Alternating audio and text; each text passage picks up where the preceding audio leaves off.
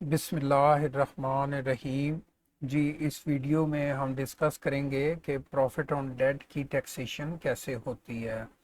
Ji, profit on date जो है वो किसी भी बैंक से या बॉन्ड सर्टिफिकेट या पर्सनल लोन वगैरह से जो प्रॉफिट कमाया जाता है उसे प्रॉफिट ऑन डेट कहा जाता है। तो इनकम टैक्स ऑर्डिनेंस के मुताबिक ये दो सेक्शंस हैं। इनमें से किसी भी सेक्शन के तहत उसकी टर्म्स एंड कंडीशंस के मुताबिक उसे टैक्स किया जा सकता है। तो आइए इसे एक कंपैरेटिव चार्ट की सूरत में हम डिस्कस करते हैं। जी, पहला ये कॉलम है पैरामीटर, और ये जो दूसरा और तीसरा कॉलम है ये सेक्शंस हैं। 7B है और 39C है। जी, हम देखते हैं पहला पैरामीटर है कि प्रॉफिट फ्रॉम, यानी प्रॉफिट कहाँ से आ रहा होगा।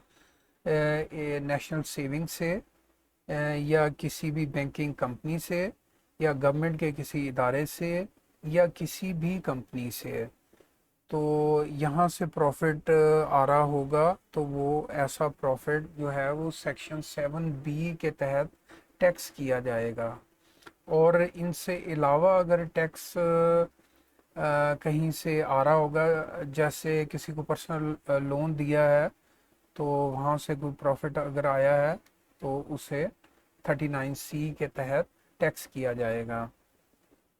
जी, अब हम देखते हैं प्रॉफिट लिमिट।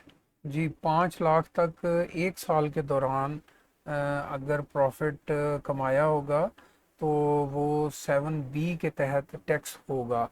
यानी इन चार जगहों से प्रॉफिट आया होगा और 5 मिलियन तक होगा तो 7B के तहत टैक्स किया जाएगा।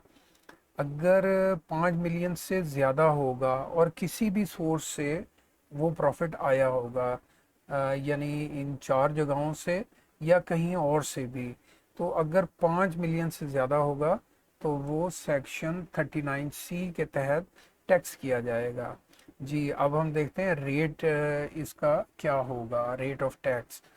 तो 7B की सूरत में 15% जो है वो एक्टिव टैक्स पेयर यानी फाइलर के लिए, और 35% नॉन एक्टिव यानी नॉन फाइलर के लिए।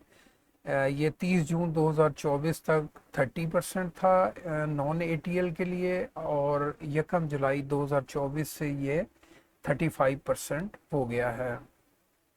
जी, इसके बाद हम देखते हैं जो रेट ऑफ टैक्स है 39C की सूरत में ऐसा प्रॉफिट जो है वो टैक्स पेयर की इनकम में ऐड कर दिया जाएगा, और इनकम के मुताबिक जो है उसे टैक्स रेट एप्लीकेबल उसके ऊपर होगा, जो कि नॉर्मली रेट्स हैं 15% से 55% तक। जी, इसके बाद हम देखते हैं कि जो टैक्स डिडक्ट होता है उसका क्या स्टेटस होता है। तो 7B की सूरत में वो फाइनल होता है, और 39C की सूरत में वो मिनिमम होता है, और कंपनी के लिए वो एडजस्टेबल होता है। Profit earn by company, 7B तो एप्लीकेबल नहीं होता, और ये 39C के तहत इसे टैक्स किया जाता है।